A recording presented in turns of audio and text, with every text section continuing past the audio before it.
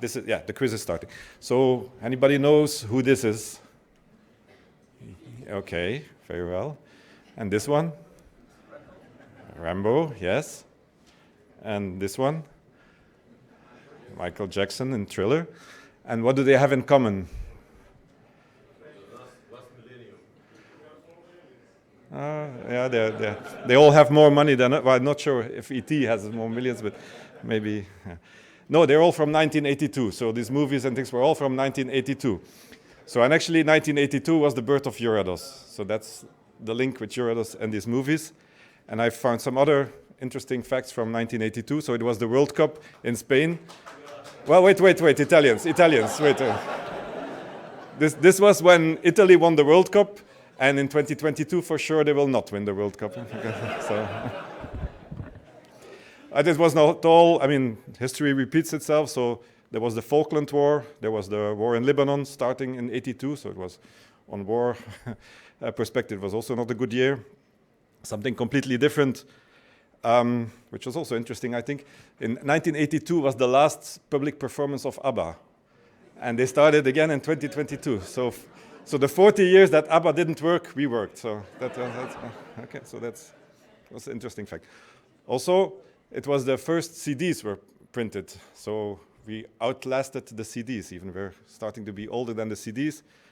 And also, this is the first computer virus. Was in 1982. Okay, so you can imagine how old EURADOS is. So, okay, this was just to start. So you know we exist for 40 years, and you will learn about this history. And I'm very happy that for this special birthday that we go back to a live meeting, because I think today we saw that we all missed the networking, the discussion. We'll see how many people will dance tonight, but I think not me, but the others will probably dance. And then also we finally arrived in Belgrade, because I think the first discussion with Jelena was, I think, 4 years or even more ago, that you presented that you wanted to host an organization. And then, okay, the first was some competition with Florence, and then we had the COVID. So now finally we are here, and we are a lot. So it's still a bit difficult times, but you see that we are 293 registered people here. And I think it's about 260 on site, more or less. So it's a bit less than, well, it's less than last year, but last year was the virtual meeting, so that's why we had this high number. But you see, we are back on track to be around 300, so this is much more than we expected in this special year, so we're happy about this. And you see how many people this is, 200, let's say 250 people, all in one picture. And I also want to take this opportunity to thank the local organizers. We will have more thanking tonight. But the ladies that were helping at the reception, they will not come tonight and they will leave soon. So that's why I would like to ask first Daniela, Ivana, and another Ivana to come here, because we have a small gift for all the work, and round of applause.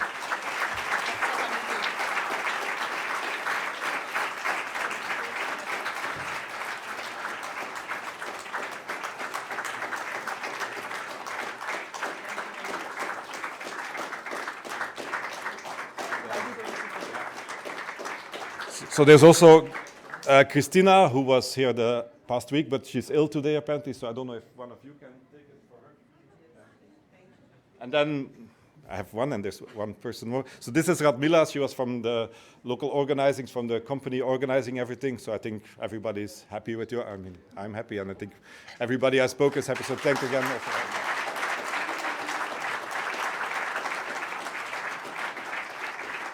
So, yeah, in normal times it's 2 or 3 kisses, but now just giving the flowers. Okay.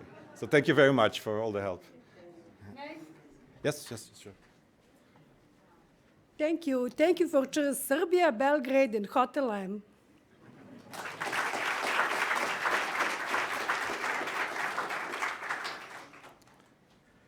Okay, so now a more boring part. Well, not boring, but it's what we did the last year with EURADOS, the last year and a half, more or less. So as you know, we are 79 voting members, so 79 institutes from 31 countries. So you know that each voting member is represented by one individual. since the constitution, so last time we had the new constitution, and there we included that also we would like to have a second name, so like a substitute for the representative. So the last year and a half we tried to collect names for the substitutes, and we're almost there, but we're still missing a few. So we will try to contact those missing. So please remember, because it's always much easier to have two addresses and to contact people and to give all the information. We will have also two new candidates as voting member. So a bit later we will have voting for the two new candidates. But I also want to mention that, I mean, it's not the goal of EURADOS to have as many as possible voting members. It's nice to have a big family, but we want to have as many as possible active members. So we want people to be active in EURADOS. So in the change of the constitution, we also included that we would try to, let's say, members who are voting members for many years maybe, and if they are not active, we will try to contact them again to see if they really want to stay active. So that's why we made like a definition, what is an active member, what is a non-active member, because even if you're a non-active member, or if you're not voting member, you of course are still welcome in the EURADOS family. But to really have the voting members, we want to have really the active ones to really be the voting members. So this is also something that we will do the next weeks, months to contact those, well, obviously not you because you're all here, but those who are not here, because there are some people who haven't replied to emails for a few years, and then we don't know if they are retired or where they are, and so we will do that. So this is an exercise for the next months with the secretary. So we have also the council, which is 12 people. From these 12 people, we have 4 officers. So we have a chair, vice chair, secretary, and treasurer. You all know them. But also in the new constitution, we wanted to increase a bit the turnover and not let everybody stay for, I don't know, years and years and years in the council, so have some new blood there. So that's why we included something that there's a maximum number of terms in the council. And that's 3 terms normally for the normal council members, 4 for a secretary. And the goal is to have new persons and new ideas from time to time. I mean, 3-4 terms is still 9 to 12 years, so that's still enough time to be active for EURADOS. So there's well, probably every year or almost every year we will have the need for new candidates. And actually this year there were not too many candidates, so we tried to push people. I mean, finally we found some candidates. But this is like a call to you. Please don't be scared of the extra work for the council. For the next years, come and propose yourself and be active. And it's nice, it's rewarding work, and we have some fun from time to time as well. So remember that for next year, because probably normally next year we'll have new open positions, and the year after probably again. So it's continuous. So even if you're younger or whatever, just apply, and then we have a voting, and then we'll see. And then you can, at a certain point, you will be able to help us and help creating this EURADOS. You know that we have the 8 working groups. You will have a short report on them soon. We also have it's just like a pilot group for dosimetry and nuclear medicine. So this is led by Weibo Lee.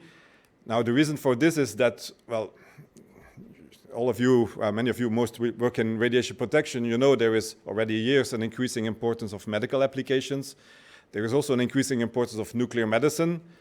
There is this targeted radionuclide therapy, which is new, and dosimetry is very important in this. So, and this was already reflected in the SRA, the Strategic Research Agenda of EURADOS.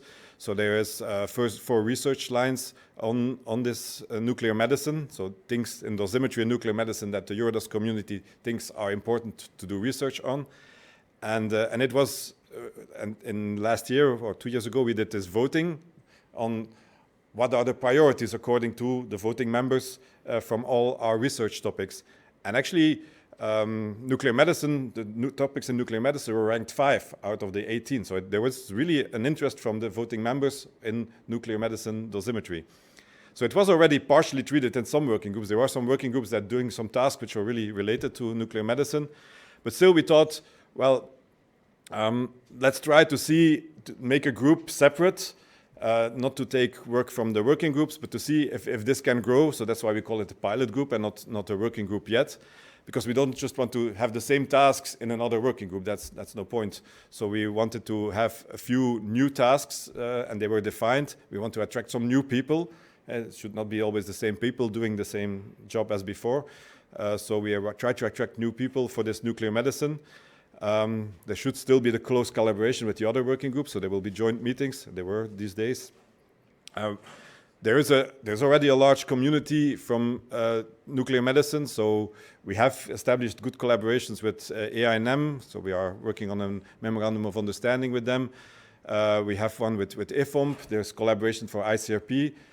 So this is what we will do. So the pilot group will run for a few years with these 5 specific tasks, and we will see how it works, how it evolves, and then it could become a real working group as well. So again, also the working groups are not fixed. Some might stop at a certain point. You see also the numbers. There are some numbers missing, which Werner will explain why some numbers are missing. Okay, so that's one new thing which we started up the last years. EURADOS, of course, all these working groups, we try to support them.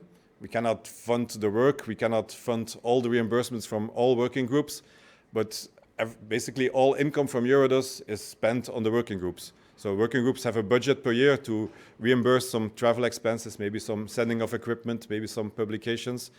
And most of the money from EURADOS, let's say a part of 60-70%, comes from sponsorship. So the 79 voting members, you know, they are voting membership is free, but we ask to sponsor EURADOS. And we did some effort to try to increase the income, and you see we are now a bit over 50,000 per year, and all this money goes back to the working groups, of course. So this is again also a continuous call for, if you're not sponsorship, can you sponsor with 1,000, 1,500 per year? It's like in some organizations it's a membership fee, here it's voluntarily, but still we would like to ask people to please do it, because that's what we need to have all these meetings running. Okay, I'll not show them all, but we have done nice slides and the sponsors will be shown. Another thing is the webinars. So that's also new thanks to the pandemic. But I think it was quite successful for EURADOS. We reached out to a very new audience. So we have now 12 since February 2021, which is, I think was great. And it's also, again, the work from the working groups. So all of them are listed there. So every time we will have a new one, they will be announced in the newsletter on the website. The working group chairs will distribute it. And we will record the webinars if the authors allow it. And we have the YouTube channel from EURADOS, and you can even watch all the webinars from the past on the YouTube channel. So it's not lost, it's not one time, you can still look at it. And it's really successful. If you see, basically the orange is the number of participants. We are 150, 200, between 100 and 200 every time. This is a lot for webinars on this kind of topics. So that's really a success, and we will continue. Not with 12 per year, we will go a little bit lower, maybe let's say 8 per year, meaning every working group has 1 per year to organize, because of course there's more normal meetings. So that's something which I'm really glad that we started, and I think many of you participate every time, and they are informative as well. We have even one Minas webinar, which is actually basically, well, from EURADOS we initiated, well, the people from Prague contacted EURADOS to organize this. I contacted Minas because it's a wider topic. And that was even also very successful. We had, it was on Ukraine, which is of course a hot topic. And we had 483 participants online and already almost 500 views on YouTube. So this is also, was a big, quite big event. What else do we do? Well, we have the EURADOS reports, which you know. And since the last meeting, 7 new ones have been published. So that's a lot of work every time. This is all work from the working groups, writing it down. This is also something we started, I don't know, 6, 7, or maybe 10 years ago with the EURADOS reports to really have some reference. They can be referenced to, so they are official publications. So this is also, and I know there's many of them in the pipeline, so this continues. Again, nice work from all the working groups. We have the EURADOS Newsletter. So in 2021, we had 52 issues published, so 1 per week. So there is news to be spread, so 1 per week. It's great, and it's a lot of work, of course. So it's sent to 570 contacts. So we increased with 120 subscribers already. I think partially also thanks to the webinars, because we advertise it, of course. So that's great. So that's in the increase. We have also next to the newsletter, Paula and Elena every year make like a bulletin. After the annual meeting, they make like a, well, not a report, but like some reflections on the annual meeting. So they said they would also do it this year. So you can expect the bulletin with some pictures and some stories from the annual meeting. We have to evolve with the time, so we are also more and more active on social media. So we have a Twitter account. So you see there the 5 people, Paula, Liz, Rick, Veronica, and Liliana. They take care of our social media. So the Twitter account, you see how much is increasing. So we have now 320 followers it's increasing since we started it not so long ago. We have 700 followers on LinkedIn. And you see the peaks there. So when there's a webinar, we also post it on LinkedIn and people share it. And like this, we get known. So it's not only through the newsletter and through the normal email, but also the social media. We spread our information. Like I said, the YouTube channel, we have 200 subscriptions, and you see how much views there are per webinar. And you see it's nice. People even go back, and it's interesting too that you can also put EURADOS in YouTube and you see things from EURADOS. So it's nice. I hope many of you saw also that we have a new website. So this was also a lot of work.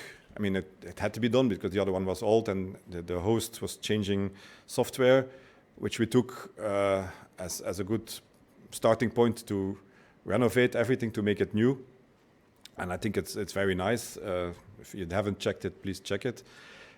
And also the number of page views are really a lot. We have about 5,000 page views per month on the website. So, okay, it's not 5,000 different people, but and I guess I check every few days. So, but it's a lot. So it's nice.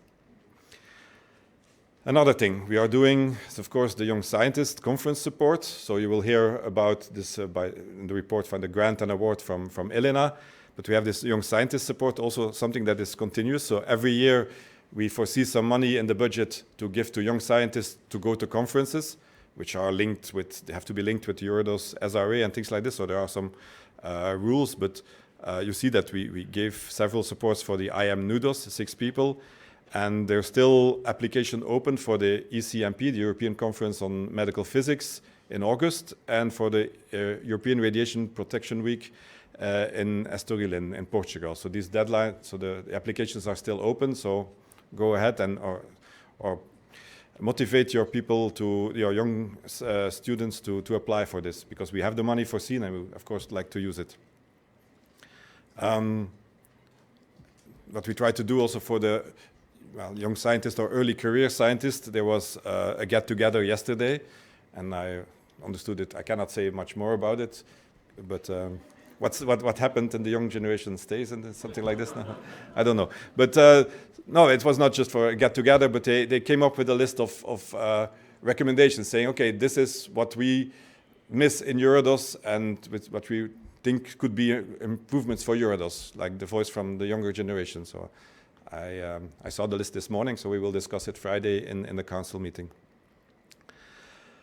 Another point, maybe not everybody knows this, but I mean the radiation protection research in Europe is structured with 6 different platforms. So EURADOS is one of them. We handle everything from dosimetry, but there are 5 other platforms. There's Melody, EURAMED with the D, you have NERIS, Alliance, and SHARE, all handling a different aspect of radiation protection.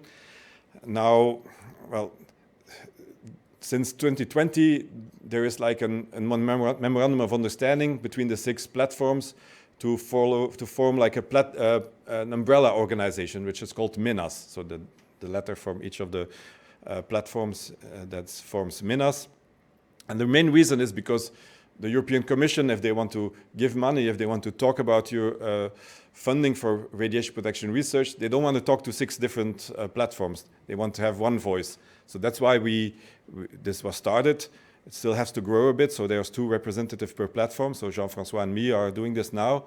And there's one person in charge every year, like a chairperson from MENAS, who is the main contact point. So now it's Hildegarde van den Hove from Alliance. And also in MENAS, like the European Radiation Protection Week, in the past it was really a Melody initiative. Now it's getting more and more like a MENAS initiative. And we have a monthly web meeting to discuss MENAS aspects. Like there will also be a website from MENAS, and we will try to do some things just to increase the visibility. And one of the things that came out of MENAS is that actually 2 weeks ago, or last week, no, 2 weeks ago, PIANOFORTE started. So I guess many of you know that CONCERT. This was an European joint programming project. So the European, so Euratom from in the Euratom program from the European Commission, they foresee some money for funding radiation protection research. Sometimes it's specific calls, but sometimes it's like a call for several years to have like a co-fund and a bigger project. And the first one, well, not the first one, but the last one was CONCERT, which stopped in 2020, I think. And at that time, it was not clear whether there would be still money in the future from Euratom for radiation protection research. So that was one of the actions of MENAS. So we came together many times virtually, and we started writing a vision document to promote why radiation protection research was needed. So we had several meetings with the European Commission, and it finally worked because they put in the call a call for partnership, because that's the new instrument. It was EGP before, now it's partnership. So they put out finally a call for European partnership on radiation protection research. So we submitted, again, work from mainly MENAS, and we submitted a proposal and it was accepted, and it started 1st of June. So it's something that's coordinated by IRSN. So EURADOS is officially a partner because we will be involved in updating the new joint roadmap. So there's a roadmap of radiation research, not only from dosimetry, but from all radiation research. We will have from EURADOS input on the priority setting, and we will be involved in education and training and infrastructure. Because the main money, I think it's 36 million from the 45 or something in total, will go to radiation protection research. So there will be open calls launched for people to apply with whatever they want, well, not whatever, but what they want to do as research according to certain priorities which will be fixed in the project. So I think this was quite a success, because really 2 years ago it was not clear, that it was not sure that this would happen, that there would be money for radiation research. So the first call will probably be in March next year. So now we start in PIANOFORTE start working on the priority setting, and we will use, of course, the SRAs from all the platforms, also the one from EURADOS. So we will have input from EURADOS there. In fact, I'm in the executive board, Liz is in the executive board, and Marie Davidkova. So we are a few EURADOS people in the executive board. So we will, of course, be neutral, but still like dosimetry projects. So, but there's also possibility for mobility grants, training course grants, infrastructure access grants. So that all will be foreseen in PIANOFORTE. So I think that's also an important thing for the community to know.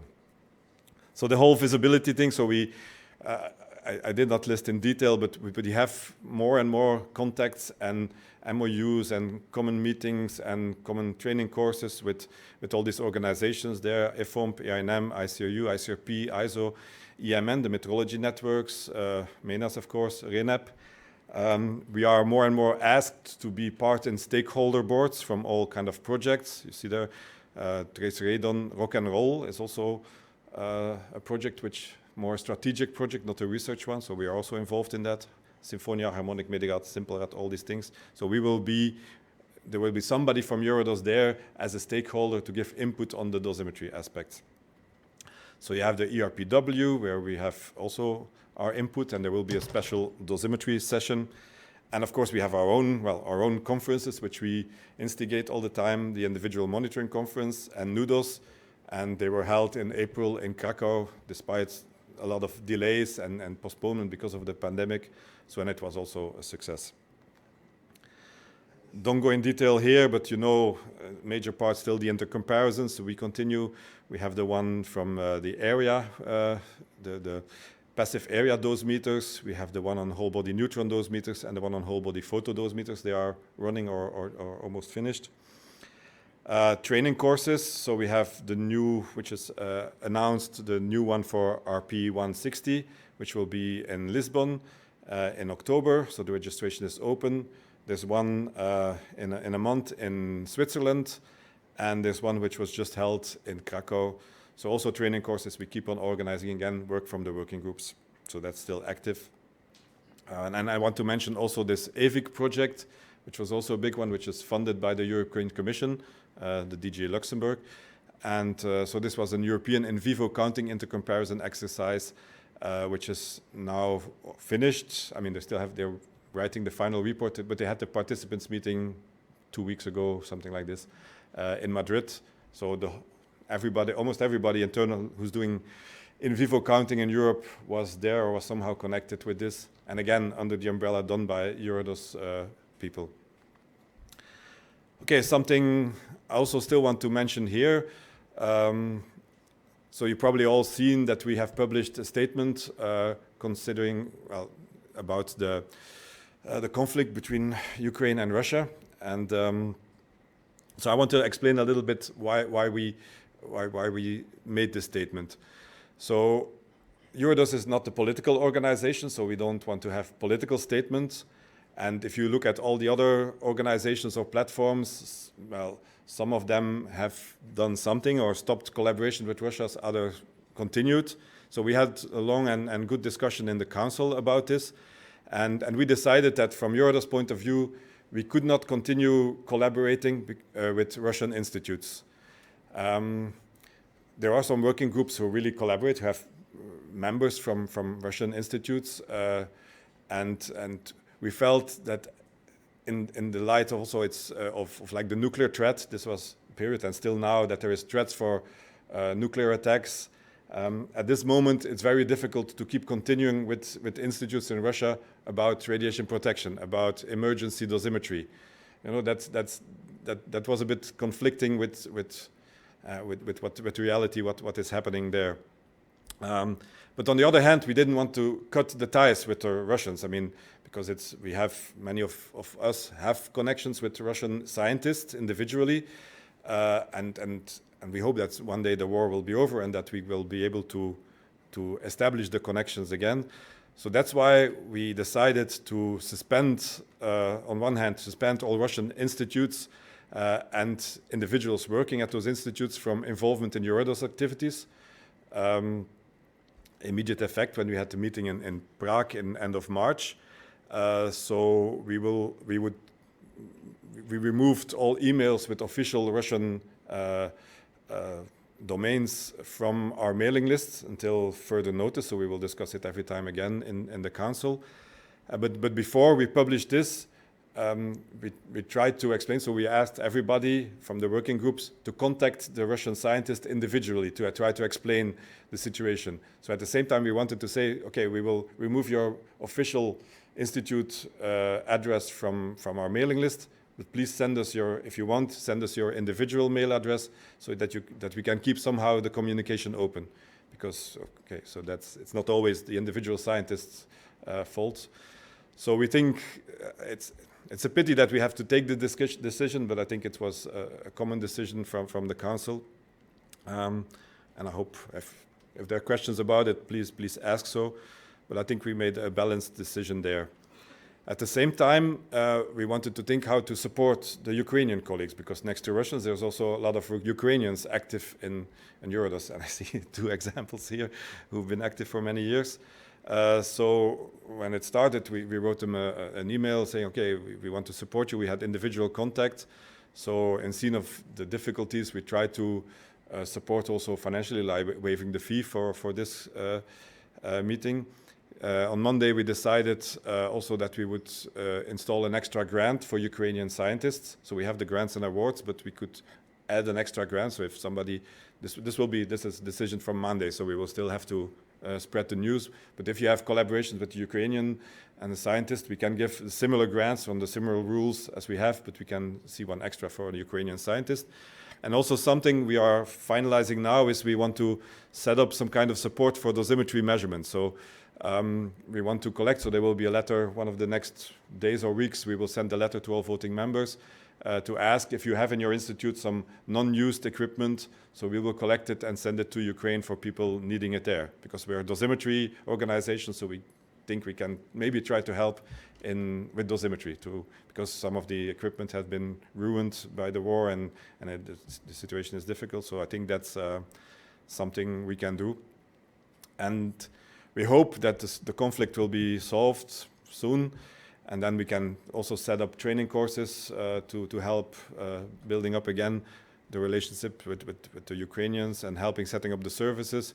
And who knows, maybe the training courses can be done Ukrainian and Russians together. We can hope that one day it will be possible. We'll see.